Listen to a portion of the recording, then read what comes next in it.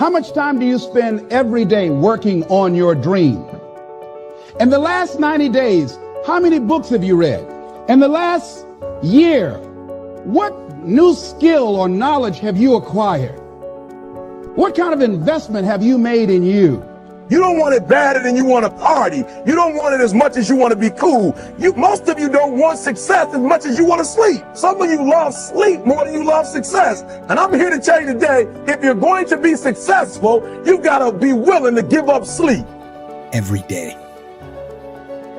This isn't a part-time gig.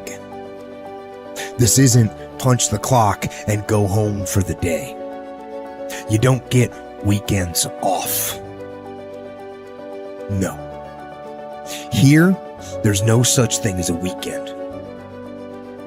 This is an everyday gig. Every day is a Monday.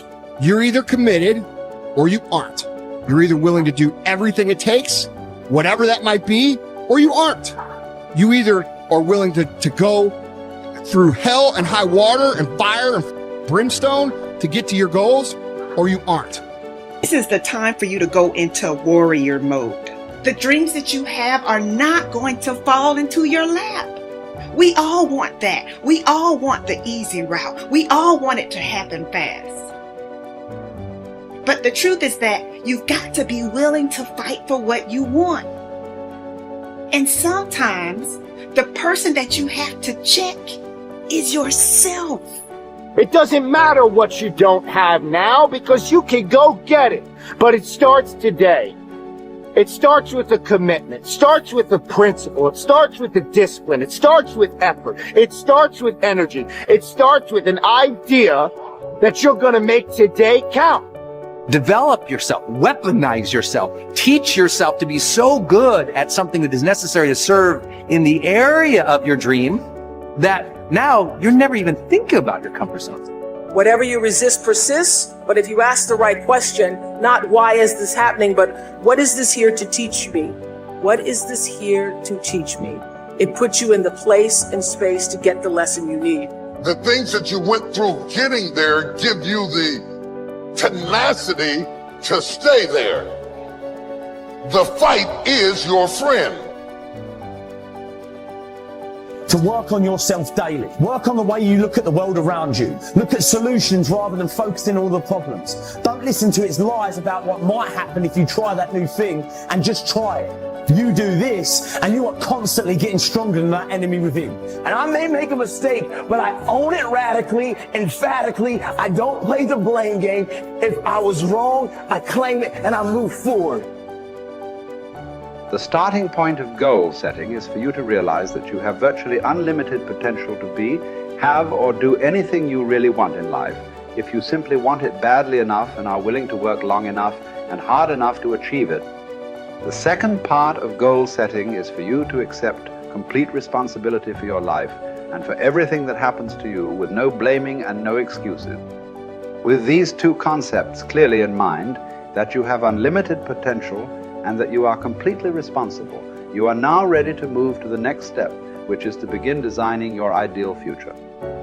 You are responsible for financial strategy, for deciding exactly how much of your services you want to sell, how much you want to earn, how rapidly you want to earn your income year by year, how much you want to save and invest, and how much you want to be worth when you retire. These numbers are entirely up to you. You are responsible. You are responsible for your people's strategy and your relationships, both at home and at work. One piece of advice I give my students is to choose your boss with care. Your choice of a boss is going to have a major impact on how much you earn, how fast you get ahead, and how happy you will be at your job. By the same token, your choice of a mate and friends will have as much or more to do with your success and happiness than any other decisions you make.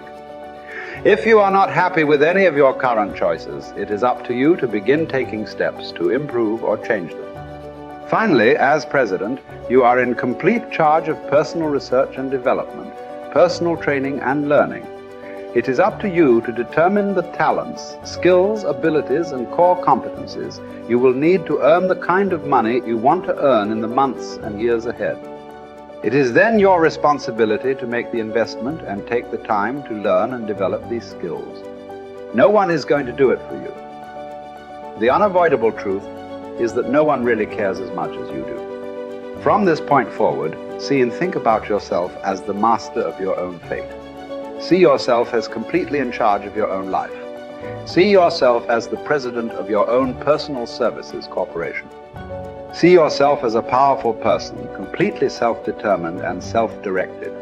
Refuse to whine and complain about things that happened in the past, which cannot be changed. Instead, orient yourself toward the future and think of what you want and where you are going. Above all, think about your goals.